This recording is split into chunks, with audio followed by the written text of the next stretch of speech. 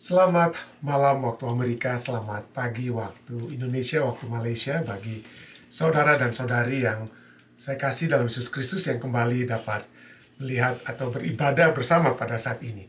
Kami mohon maaf oleh sebab adanya latihan, oleh sebab acara yang akan diadakan oleh anak-anak muda kami sampai pada malam hari ini tidak ada yang dapat bergabung melalui Zoom, tapi acara ini tetap, atau acara ibadah kita tetap dapat kita lakukan pada saat ini. Dan kita tidak akan memiliki lagu buka, tapi saya akan mulai membuka pada acara kita saat ini dengan doa. Mari kita berdoa bersama.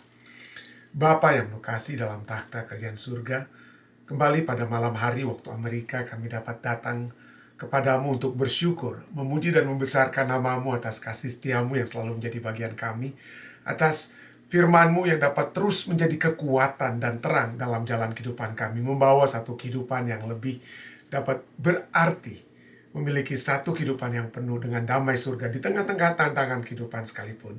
Kami tetap dapat berpegang kepadamu Tuhan. Kami bersyukur atas acara ibadah ini, tuntunlah acara ini Tuhan, dan biarlah Roh Kudus-Mu akan menguasai hati dan pikiran dan perkataan-perkataan hamba sehingga kekuatan dari firman ini dapat kiranya menjadi bagian kami semua. Inilah Tuhan. Inilah doa dan permohonan yang hamba bawa dalam nama Yesus Kristus, Tuhan dan Juru Selamat menebus kami. Amin. Baik saudara-saudara sekalian, seperti biasa, kita akan beribadah dengan mempelajari pelajaran sekolah Sabat. Dan sepanjang minggu ini, judul acara sekolah Sabat kita, ataupun judul pembahasan sekolah Sabat kita adalah Kasih Perjanjian. Ya, kasih perjanjian. Kita sudah melihat pada hari Minggu bagaimana kasih Allah yang abadi. Lalu pada hari Senin yang kemarin kita sudah membahas tentang kasih perjanjian tersebut pada hari Senin yang lalu ya. Lalu tadi kemarin kita sudah membahas pada hari Selasa malam hubungan yang bersyarat, dan pada saat ini kita akan membahas tentang kemurahan yang hilang. Kasih yang hilang. Kok bisa? Kok Allah memiliki kasih yang abadi, tapi kok bisa kasihnya itu apa ya? Kasihnya itu hilang. Kasihnya itu hilang bukan karena Allah tidak lagi memiliki kasih yang dapat dibagikan, atau Allah tidak ingin untuk membagikan kasih atau kemurahannya tersebut. Tapi kemurahan itu hilang seperti kita yang menolak dalam satu hubungan dengan Dia. Seperti kita yang kita akan lihat sebentar, yang menolak kasih dan kemurahan Allah tersebut. Ya. Jadi itulah kemurahan yang hilang tersebut yang akan kita pelajari. Baik, mari kita baca apa yang ditulis oleh penulis pelajaran sekolah Sabat kita. Kasih Allah itu kekal dan selalu diperoleh bukan karena kelayakan, bukan karena kita yang sudah cukup hebat dan lain sebagainya ya, mampu untuk mendapatkan kasih, bukan ya. Namun manusia yang dapat menerima kasih Allah yang kekal itu dengan gratis dan kata lainnya, tanpa harus ada kelayakan kita. Namun kita bisa menolaknya. Kita mempunyai kesempatan untuk menerima atau menolak kasih itu. Tetapi hanya karena Allah dengan rela mengasihi kita dengan kasih-Nya yang sempurna dan kekal sebelum apa? Sebelum kita berbuat apa-apa. Yeremia 31 ayatnya yang ketiga.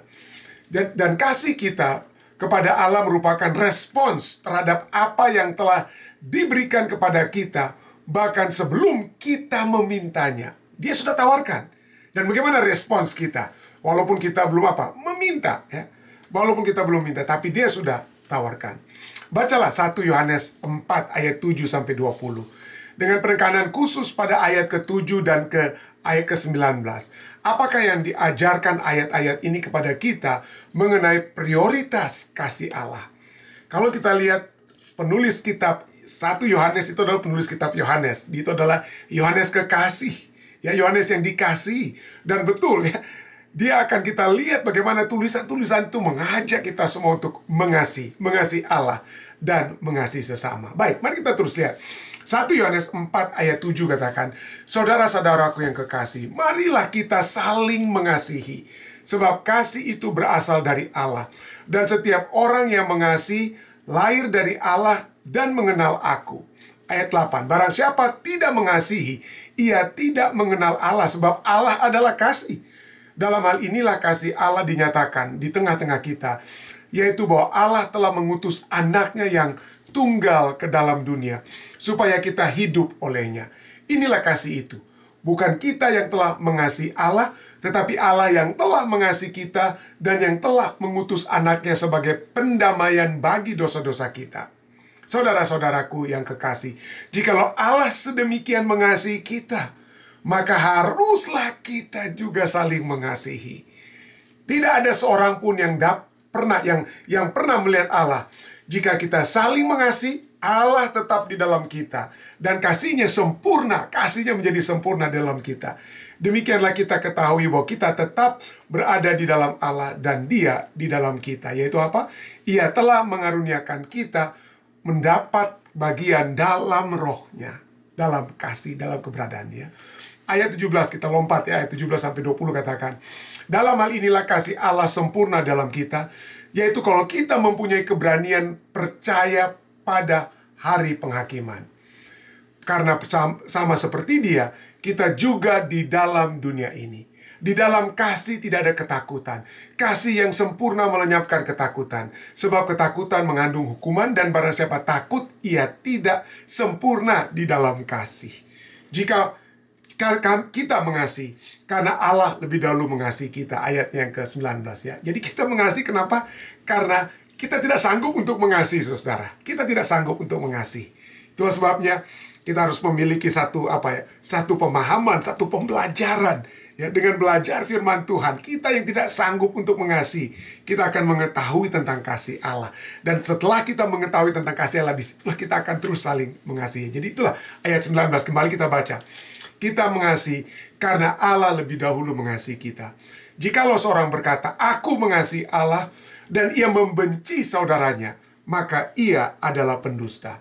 Karena barang siapa tidak mengasihi saudaranya, yang dilihatnya, saya bisa melihat saudara dan kita bisa melihat ya. Tapi kalau kita tidak bisa mengasihi yang dapat kita lihat, maka kita tidak mungkin mengasihi Allah yang tidak dilihatnya. Tidak mengasihi Allah yang dilihatnya. Jadi inilah poin yang kita bisa lihat saat ini, bagaimana kasih Allah itu sangat kuat ya, dan dapat membawa kita untuk mengasihi. Baik, apa yang dikatakan oleh penulis pelajaran sekolah sahabat kita, kemudian katakan bahwa kasih Allah itu selalu lebih dahulu ya. Kasih Allah itulah yang memulaikan ya. Jika Allah tidak terlebih dahulu mengasihi kita, kita tidak dapat membalas kasihnya. Meskipun Allah menciptakan kita dengan kemampuan untuk mengasihi dan dikasihi, ya, ada walaupun sudah jatuh dalam dosa, manusia dapat memiliki apa? Kemampuan untuk mengasihi, tapi dikatakan sini, Allah sendirilah yang menjadi landasan dan sumber semua kasih. Namun kita mempunyai pilihan. Apakah kita akan menerimanya dan kemudian merefleksikannya dalam kehidupan kita? Kasih Allah tersebut ya. Kebenaran ini dicontohkan dalam perumpamaan Kristus tentang hamba yang tidak mau mengampuni. Nanti kita akan lihat ya, bahwa Matius 18 yang kita bisa juga lihat dalam Matius 18 ayat 23 sampai 35 ini ya. Dalam perumpamaan tersebut, kita dapat melihat bahwa tidak mungkin hamba itu, ya, seorang hamba yang hutangnya itu dilunasi oleh sang raja, ya, tidak mungkin dia dapat melunasi hutangnya kepada tuannya. Menurut Matius 18, hamba itu berhutang 10.000 talenta. 10.000 talenta. Nah, 1 talenta itu sama dengan kira-kira 6.000 dinar. Ya, sama dengan 6.000 dinar. Dan 1 dinar adalah upah rata-rata seorang pekerja untuk 1 hari kerja. Itu Anda bisa lihat perbandingan itu dari Matius 20 ayat 2. Jadi, 1 talenta, dia berhutang ada 10.000. Nah, 1 talenta saja kurang lebih 6.000 dinar. Dan 1 dinar itu adalah bekerjaan untuk 1 hari kerja. Jadi 1 talenta itu 6.000 hari kerja ya, itu baru apa? Baru 1. Kali lagi 10.000 kali 10.000 ya. Jadi pelajaran kita katakan, jadi rata-rata seorang pekerja memerlukan 6.000 hari kerja untuk memperoleh 1 talenta. Nah, misalnya setelah memperhitungkan hari libur, rata-rata seorang pekerja dapat bekerja 300 hari per tahun ya. Dan dengan demikian, pelajaran kita mulai berhitung-hitungan ya. Dengan demikian, memperoleh penghasilan 300 dinar dalam 1 tahun. Dalam 1 tahun itu 300 dinar ya. Nah, jadi rata-rata seorang pekerja memerlukan waktu kira-kira 20 tahun untuk melunasi hutang hanya 1 talenta yang terdiri dari 6.000 dinar. Jadi 6.000 dinar itu kan satu dinar 1 hari kerja. Jadi dibagilah dalam 1 tahun itu apa? 300 hari kita bekerja. Jadi 6.000 dibagi 300 itu maka cuma ada 20 apa? 20 tahun hanya untuk melunasi apa? 1 talenta. Maka untuk dikatakan, untuk memperoleh, untuk membayar ya, untuk memperoleh 10.000 talenta, rata-rata pekerja harus bekerja selama 200.000 tahun. 200.000 tahun untuk membayar hutangnya. Rupanya dia hutang besar-besaran dengan Tuhan ya. Sampai dia harus, kalau dia mau bayar, itu kurang lebih 200.000 tahun. Singkatnya, hamba itu tidak akan pernah mampu membayar hutangnya. Namun, sang majikan merasa kasihan, memiliki rasa kasih terhadap hambanya, dan dengan rela menghapus hutangnya yang sangat besar. 10.000 talenta. 200.000 tahun. 200.000 tahun. Nah, akan tetapi apa yang terjadi kemudian? Ketika hamba yang telah diampuni ini menolak untuk apa yang terjadi? Ketika hamba ini kemudian keluar, didapati ada orang lain yang pernah berhutang juga kepadanya ya. Dan sekarang dia gantinya menjadi orang yang memiliki kasih pengampunan seperti tuannya. Dia katakan apa di sini? Kalau Anda baca firman Tuhan itu dikatakan apa? Dia yang diampuni ini menolak untuk mengampuni hutang dari salah seorang rekannya, sesama hamba yang jauh lebih kecil. Dia berhutang 10.000 apa? 10.000 talenta. 10.000 talenta. Ya, 1 talenta saja 6.000 dinar. Nah, orang lain berhutang kepada dia bukan 6.000 dinar, bukannya 1 talenta, jauh lebih kecil. Hanya 100 dinar. Hanya kurang lebih 100 hari kalau mau bekerja hutangnya. Dan dia berhutang tadinya 200.000 hari. 200.000 tahun, bukan hari lagi. 200.000 tahun. Ini cuma 100 hari ini orang ini bisa bekerja untuk bayar hutangnya. Tapi apa yang terjadi? Dia tidak mau ampunkan. Dia tidak mau mengampuni ya. Jadi jauh lebih kecil, 100 dinar. Dan dia kemudian menjebloskan sahabatnya itu ke penjara karena hutang yang hanya 100 dinar tersebut. Lalu kemudian apa yang terjadi? Maka sang majikan, tuan yang sudah menghapus dosa orang yang pertama itu ya, dengan hamba yang pertama itu ya, menjadi marah dan membatalkan pengampunannya yang penuh belas kasihan. Hamba itu yang tidak berbaik hati, dia menerima kebaikan hati tapi dia tidak menyalurkan kebaikan hati kepada orang yang hutangnya cuma kecil. Apa yang dikatakan? Hamba itu kehilangan kasih dan pengampunan tuannya. Meskipun kasih sayang dan kemurahan Allah itu tidak pernah habis, seseorang bisa saja pada akhirnya menolak, bahkan kehilangan manfaat dari kasih sayang dan kemurahan Allah. Pikirkan, pelajaran kita katakan, pikirkan tentang apa yang telah Anda ampuni apa yang Allah telah ampuni kepada Anda, dan berapa harga yang harus Anda bayar agar diampuni oleh Yesus. Apakah yang dapat Anda pelajari dari hal ini tentang mengampuni orang lain? Mengampuni orang lain. Jadi, kita akan membahas saat ini tentang pengampunan ya. Kita akan membahas tentang pengampunan. Dan kita lihat di bagian tambahan ini, itulah satu ide yang sangat-sangat indah. Senang sekali kalau saya bisa diampuni. Saya banyak berbuat kesalahan, saudara.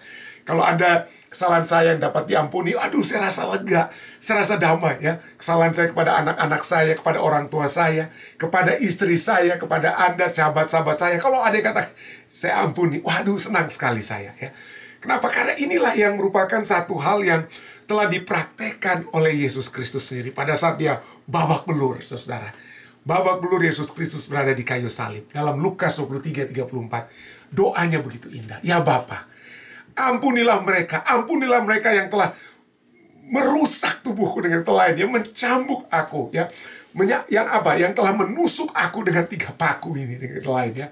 Dengan paku-paku ini, bukan 3 paku, tapi paku-paku ini. Ampunilah mereka. Ampunilah mereka yang telah meludahi aku. Ampunilah mereka yang telah mencemooh aku. Ampunilah orang-orang yang tadinya mungkin telah menerima banyak berkat dari aku, tapi kemudian apa? Sekarang mereka katakan, salibkan dia, salibkan dia. Ampunilah mereka. Sebab mereka tidak tahu apa yang mereka perbuat. Indah sekali bagi kita untuk membaca hal ini ya. Kita juga merasa senang sekali melihat bagaimana hal itu dipraktekkan oleh Stefanus, salah seorang diakon. yang menjadi martir mula-mula setelah kenaikan Yesus, ya, pada saat dia dilempari batu, dan saat dia dilempari batu, dia berseru dengan suara nyaring dalam Kisah Para Rasul 7 ayat 60. Apa dikatakan? Tuhan, janganlah tanggungkan dosa ini kepada mereka. Janganlah tanggungkan. Dengan telan ampunilah mereka. Dia sedang bermohon kepada Tuhan, kepada Allah, supaya orang-orang yang sedang melempari dia dengan batu diampuni. Dan dengan perkataan itu, Kisah Para Rasul 7 ayat 60 katakan, meninggallah Stefanus. Indah sekali kita melihat kalau kita diampuni. Indah sekali kita mendengar bagaimana tokoh-tokoh Alkitab seperti Stefanus dan khususnya seperti Yesus Kristus mau mengampuni, ya, memiliki pengampunan bahkan pada saat mereka sedang berada dalam keadaan yang parah. Bagaimana dengan kita? Enak, senang kita kalau diampuni. Tapi pertanyaannya, bagaimana kalau kita harus mengampuni? Oke lah, kalau mengampuni orang yang cuman mengata-ngatai kita atau menjelekkan kita, mungkin gampang. Tapi bagaimana kalau itu menyebabkan kehilangan anggota keluarga kita, tubuh kita yang dirusakkan, dan lain sebagainya? Dapatkah itu terjadi? Dan kita dapat berkata seperti Stefanus dan Yesus Kristus, ampunilah mereka, sebab mereka tidak tahu apa yang mereka perbuat. Jangan tanggungkan dosa ini kepada mereka. C.S. Lewis dalam satu statement yang sering kali kita bahas, ya, dikatakan bahwa everyone says forgiveness is a lovely idea. Semua orang mengatakan bahwa memaafkan adalah ide yang indah, sampai mereka yang bilang itu ide yang indah memiliki sesuatu untuk dimaafkan, until they have something to forgive. Sampai kita yang harus berada di pihak yang harus memaafkan. Kita yang harus memaafkan. Bagaimana kalau anggota keluarga kita? Bagaimana kalau kekasih kita adalah korban-korban pembunuhan misalnya? Ya, itu banyak peristiwa-peristiwa yang sedang terjadi saat ini di malam tahun baru, ya, di Amerika Serikat ini dan lain sebagainya. Kita melihat dan di seluruh dunia, ya. Dan seringkali itu terjadi kepada orang lain, kita cuma bisa aduh, jauhkanlah itu daripada kita. Tapi bagaimana kalau peristiwa itu terjadi kepada kita? Bagaimana kalau yang terbunuh itu adalah anggota-anggota keluarga kita, suami kita, istri kita? Apa peristiwa-peristiwa yang terjadi di dunia seperti yang terjadi di Rwanda, peristiwa yang terjadi di Ukraina, peristiwa yang terjadi di Jerman di Perang Dunia Kedua, dan di tempat-tempat lainnya. Pada saat kita melihat anggota keluarga kita dalam keadaan yang terbunuh dan lain sebagainya, dapatkah kita berkata, ampunilah mereka? Dapatkah kita mengampuni seseorang pada saat itu sangat melukai kita? Kalau kita mau jujur, seringkali kalau Anda ingat peristiwa-peristiwa yang telah terjadi dalam kehidupan kita, pada saat kita sangat-sangat disakiti, seringkali sukar bagi kita untuk mengampuni. Kenapa? Ya, saya mencoba untuk mencari dari sumber-sumber bacaan, termasuk dari artificial intelligence. Ya, kenapa ini manusia itu sukar untuk mengampuni? Pertama, karena ada dampak emosional dari pelanggaran tersebut. Ya, ada dampak emosional terhadap kita dari apa yang orang buat kepada kita. Mengalami luka atau pengkhianatan seringkali menimbulkan emosi yang intens, yang besar. Seperti marah, sedih, atau malu yang menjadi penghalang signifikan dalam proses memaafkan. Kita jadi sukar melepaskan rasa sakit yang terkait dengan kejadian tersebut karena dampak emosional dari pelanggaran itu kepada kita. Yang kedua, kenapa sukar untuk mengampuni? Karena adanya persepsi tentang keseriusan dan kesengajaan. Ya, apa yang masukkan di sini? Cara kita memandang suatu pelanggaran, terutama kalau kita lihat tingkatnya serius atau tidak. Apakah itu disengaja atau tidak? Kalau uang kita diambil cuma $10, mungkin maybe it's okay. Tapi kalau diambil tuh sampai itulah sumber simpanan kita seumur hidup dengan lainnya. Sepanjang kita bekerja, ya, ada mungkin 10 juta, 100 juta, ada yang tipu. Aduh, sakit sekali. Daripada hanya kecil. Jadi serius ataupun disengaja, ya. Apakah itu satu hal yang tingkat keseriusan atau apakah itu disengaja, itu akan sangat mempengaruhi kesediaan mereka yang disakiti untuk memaafkan. Pelanggaran yang dianggap parah atau disengaja biasanya lebih sulit dimaafkan karena dipersepsikan sebagai serangan pribadi yang mendalam. Yang ketiga, sifat kepribadian seseorang, ya. Karakteristik kepribadian tertentu, kepribadian saya atau Anda itu kadang-kadang ada perbedaan, ya. Karakteristik kepribadian tertentu dapat mempengaruhi kecenderungan seseorang untuk memaafkan. Misalnya, individu-individu yang memiliki tingkat neurotisme yang tinggi mungkin akan lebih sulit memaafkan karena cenderung mengalami emosi negatif. Ada pribadi orang yang pendiam, tapi orang Manado bilang diam-diam dolong ya, karena suka simpan dendam dan lain sebagainya. Jadi sulit memaafkan. Kenapa? Karena emosi negatif ya dari yang biasa dia miliki. Sementara individu lain yang memiliki tingkat keramahan ya yang lebih tinggi mungkin lebih mudah untuk apa? Memaafkan. Jadi sifat kepribadian seseorang, entah itu ekstrovert, introvert, ya kita sering lihat ya, kolerik, sanguin dan lain sebagainya, mempengaruhi tingkat apa? Memaafkan yang dapat terjadi. Berikutnya, kurangnya empati. Kurangnya empati. Empati, ya. Empati itu memainkan peran penting dalam proses memaafkan. Kesulitan dalam memahami atau merasakan empati itu memiliki perasaan yang dapat kita samakan dengan orang ya. Kesulitan dalam memahami atau merasakan perasaan pelaku kejahatan tersebut ya dapat menghambat kemampuan untuk memaafkan, karena empati membantu individu melihat situasi dan dari perspektif orang lain dan mendorong respons yang lebih penuh kasih. Kalau kita dapat melihat, aduh, kenapa dia sampai menyakiti saya? Mungkin karena dia disakiti. Mungkin karena dia sendiri mengalami hal-hal yang parah dalam kehidupannya. Nah, kalau kita memiliki empati seperti itu, maka lebih gampang. Tapi kalau kita tidak memiliki empati, maka sukar untuk mengampuni. Berikutnya, ketakutan akan pengulangan. Ini seringkali terjadi ya. Kekhawatiran bahwa dengan memaafkan, kalau saya maafkan, nanti dia itu akan keenakan. Gitu ya. Jadi perilaku menyakitkan itu akan terulang kembali dan dapat membuat seseorang itu enggan untuk memaafkan. Rasa takut ini berfungsi bahkan sebagai mekanisme perlindungan. Ya. Kalau saya tidak memaafkan, ya, maka mudah-mudahan kalau saya tidak memaafkan dia, maka itu adalah cara saya untuk apa? Mencegah. Kalau saya maafkan dia, nanti dia keenakan, dia pendeta, dia akan buat kembali. Jadi jangan saya maafkan sekarang supaya dia jangan keenakan, dengan kata lain ya. Seperti begitu. Jadi itulah mekanisme perlindungan tubuh, perlindungan diri kita, di mana menahan maaf dianggap sebagai cara untuk mencegah kerugian di masa depan. Jadi ketakutan akan pengulangan. Dan yang terakhir, pengaruh budaya dan sosial. Pengaruh budaya dan sosial dapat mempengaruhi kita untuk mengampuni. Norma budaya dan ekspektasi sosial dapat mempengaruhi sikap terhadap memaafkan. Dalam beberapa budaya, memaafkan mungkin diasosiasikan dengan kelemahan atau kerentanan. Ya, oh lemah nih orang ini, orangnya lemah nih, lembek orangnya kalau dia maafkan. Orang yang jago itu yang keras, yang tidak akan pernah mengakui kesalahan, tidak akan pernah mengampuni, tidak akan pernah memaafkan. Jadi ada kebudayaan-kebudayaan seperti itu yang bangga dengan kekerasan, ya. Bangga dengan apa? Kekuatan yang dapat ditunjukkan. Memaafkan itu dianggap sebagai kelemahan. Dan inilah sebabnya maka ada individu-individu yang enggan terlibat dalam proses apa? Memaafkan. Ada kebudayaan-kebudayaan yang telah terjadi. Ataupun tindakan-tindakan kebudayaan duniawi, boleh dibilang ya. Tapi kita bukan hidup dari tindakan ataupun dari pengaruh-pengaruh budaya ataupun dari budaya-budaya duniawi ini. Kita memiliki apa yang disebut dengan istilah kebudayaan yang alkitabiah. Apa yang dikehendaki Tuhan Allah kita? Apa yang dikehendaki oleh Allah kita? Kalau kita pelajari dari dalam Alkitab, maka kita dapati bahwa pengampunan itu adalah perintah Allah. Perintah Allah untuk berdamai. Kita sudah sering pelajari ini ya. Kita sudah pernah, kita cuma ulang kembali.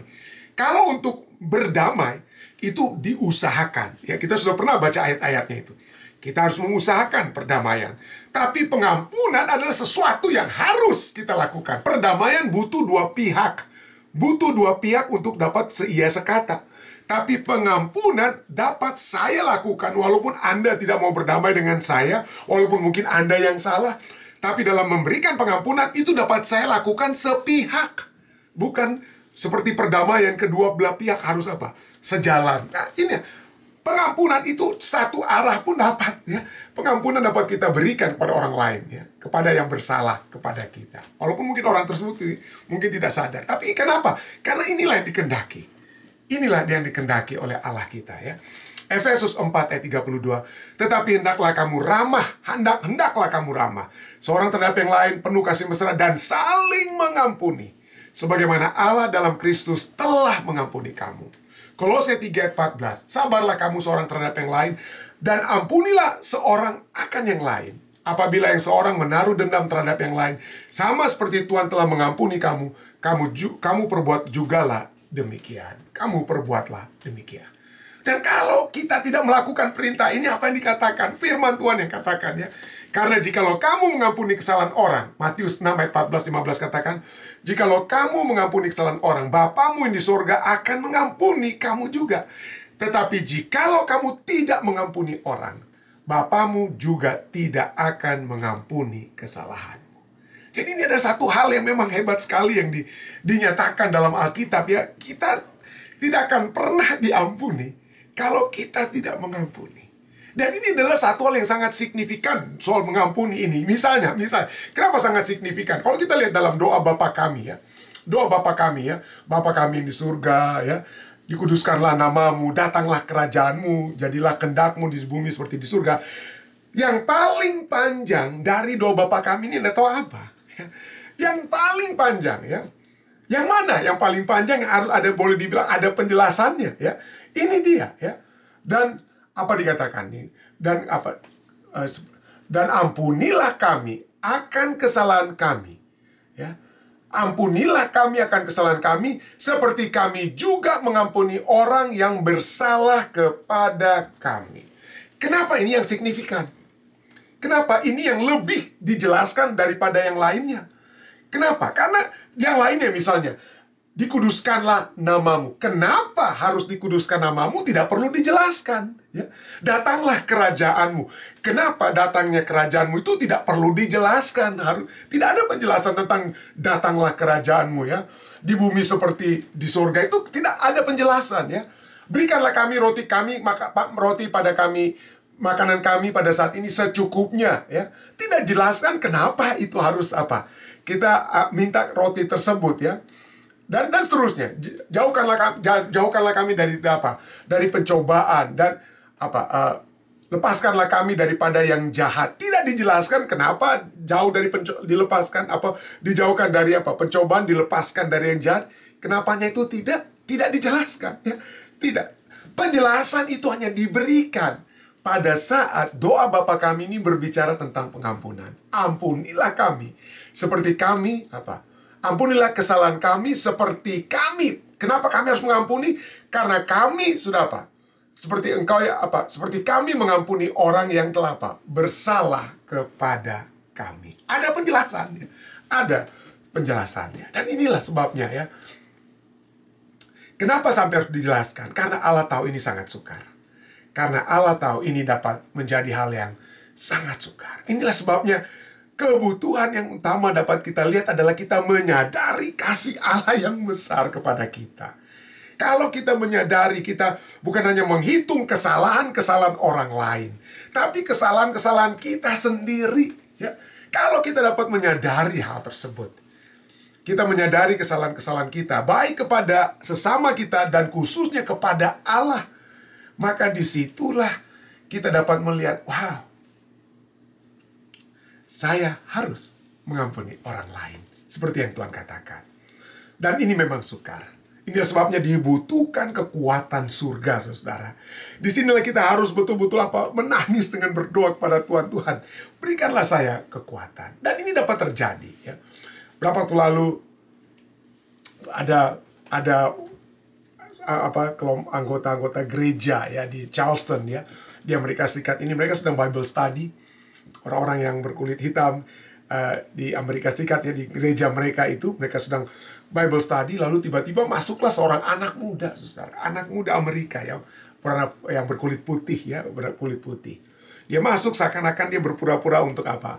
Menjadi yang ikut Bible study tersebut, dan dia diterima ikut Bible study. Tapi kemudian kemudian dia ambil senjatanya dan dia mulai tembak satu demi satu. 9 orang meninggal, hanya 5 yang apa? Yang 5 yang survive. Salah satu yang survive itu sependeta, istrinya mati. Dan ditanyalah, how do you forgive a murder? Bagaimana kita dapat mengampuni, dalam artikel yang dibuat oleh Time Magazine ini, bagaimana kita dapat mengampuni seorang yang telah menjadi pembunuh? Dan pada saat ada persidangan kepada si anak muda pria, yang menjadi pembunuh itu. Ada seorang yang bernama Nadine Collier, ya. Collier. Ibu daripada Nadine Collier yang bernama Ethel Lance ini mati. Dia melihat anak muda yang membunuh ibunya. Lalu apa dikatakan? Saya mengampuni Anda. Saya mengampuni Anda. Engkau telah mengambil sesuatu yang sangat berharga dari saya, ibunya, ya. Engkau mengambil sangat berharga bagi saya. Saya tidak akan dapat berbicara lagi dengan ibu saya tersebut. But I forgive you. Tapi saya mengampuni Anda. Ya. And have mercy on your soul. Saya memiliki rahmat terhadap jiwa Anda. Anda telah melukai saya. Engkau telah melukai saya. Engkau telah melukai banyak orang. You hurt a lot of people. But if God forgive you, kalau Tuhan mengampuni Anda, saya mengampuni Anda. Saya sudah tunjukkan ini berapa kali juga. Bagaimana ada seorang ibu di Rwanda. Seorang ibu, suaminya mati. Anaknya mati, dibunuh oleh pembunuh pada saat ada genosida di Rwanda yang terjadi. Bahkan tangannya sendiri, tangan daripada ibu tersebut telah dipotong oleh pembunuh tersebut. Dan pembunuh tersebut masuk ke dalam apa? Dalam penjara. Dan pada saat pembunuh tersebut keluar dari penjara, tidak punya tempat untuk tinggal dan lain sebagainya, tidak punya apa-apa yang dapat dikerjakan. Apa yang terjadi? Ibu yang suaminya dibunuh oleh sang pembunuh. Ibu yang anak-anaknya dibunuh oleh sang pembunuh. Ibu yang tangannya dipotong oleh sang pembunuh. Pembunuh tersebut setelah keluar dari penjara adalah laki-laki ini. Yang kemudian apa? Yang kemudian diangkat anak oleh sang ibu tersebut. Inilah pengampunan yang pasti, ya. Pengampunan itu bukan berarti bahwa orang yang bersalah kepada Anda itu dapat bebas sebebas-bebasnya. Tidak. Tuhan katakan apa? Revenge, ya. Pembalasan itu adalah hak Tuhan. Ya. Pembalasan itu adalah hak Tuhan. Serahkan kepada Tuhan. Ya, mungkin Anda sakitan, tapi ampunilah. Ya. Saya tidak tahu, mungkin ada begitu banyak di antara Anda yang sangat merasa kesakitan oleh sebab pengkhianatan dan lain sebagainya. Tapi biarlah kita selalu memandang kepada Yesus. Memandang apa yang Yesus telah buat dalam kehidupan kita. Dan dengan pertolongan surga, kita akan bermohon kepada Tuhan. Tuhan, berikanlah kepada saya roh untuk dapat mengampuni. Dan disitulah pada saat kita memiliki roh mengampuni yang Tuhan berikan, kita dapat memperoleh kedamaian tersebut. Kiranya pembahasan ini dapat menjadi bagian kita semua, ya, untuk melihat tentang kemurahan yang Tuhan sudah berikan kepada kita. Begitu besar, tapi berhati-hatilah. Berhati-hatilah kita. Jangan sampai kemurahan itu hilang atau diambil. Bukan diambil karena Allah tidak mau lagi memberikan kepada kita, tapi karena kita yang menolak kemurahan tersebut. Kiranya ini dapat menjadi bagian kita semua. Saya baik dalam nama Yesus. Amin. Saya mohon maaf saat ini karena kita tidak bersama-sama secara live. Tidak ada mungkin tambahan ataupun hal lain dapat ditambahkan, ya. Ditanyakan dan ditambahkan. Tapi sekali lagi saya akan tutup ini dengan doa. Tapi sekali lagi Anda yang telah mengikuti acara ini saat ini, silakan Anda tulis. Anda tulis permohonan-permohonan doa Anda, atau mungkin juga pertanyaan-pertanyaan Anda yang mungkin dapat kita akan jawab di waktu kemudian, pada saat kita dapat secara live berbakti bersama-sama. Tapi bagi Anda yang ingin untuk didoakan, tolong tuliskan di kolom di tempat di mana Anda dapat membuat komen-komen Anda. Dan juga Anda tetap dapat bagikan acara ibadah ini. Jika dapat pembahasan kita pada malam hari ini telah menjadi berkat bagi Anda, tolong dibagikan juga, supaya itu dapat membawa saudara-saudari kita lainnya, sahabat-sahabat kita, untuk juga dapat menerima kemurahan Allah yang besar ini. Baik, mari kita saat ini bersatu dalam doa. Bapa yang berkasih dalam takhta kerajaan surga, terima kasih Tuhan. Kembali pada malam hari ini, pagi waktu Indonesia Malaysia, kami datang kepadamu. Bersyukur atas kasih setiamu yang kau sudah tawarkan, kemurahanmu yang begitu besar. Kami rindu Tuhan, agar kemurahanmu itu akan selalu menjadi bagian kami. Kami rindu agar kasihmu tidak akan pernah lepas dari kami. Oleh sebab itu, ajarkanlah kami untuk mengasihi bukan hanya Engkau Tuhan, tapi juga mengasihi sesama kami. Dengan cara mengampuni saudara-saudari kami, orang-orang yang telah melukai kami, yang mungkin seringkali kami merasa sangat sakit hati terhadap mereka. Bantulah kami untuk mengampuni Tuhan, karena kami telah menerima pengampunan-Mu tersebut. Biarlah Engkau memberkati seluruh umat-umat Tuhan yang sedang menundukkan kepala. Hamba tidak bisa sebutkan satu persatu. Tapi berkatilah kami semua Tuhan. Bawalah kami untuk memiliki satu kehidupan yang semakin penuh di dalam Engkau. Biarlah firman-Mu itu akan menjadi selalu penuntun dalam kehidupan kami. Dan biarlah berkat-berkat-Mu mengiringi kami semua hingga Maranatha. Inilah doa kami, inilah permohonan kami Tuhan. Yang Hamba bawa dalam nama Yesus Kristus, Tuhan dan Juru Selamat nebus kami. Amin. Sampai bertemu kembali besok di waktu yang sama. Tuhan memberkati kita semua.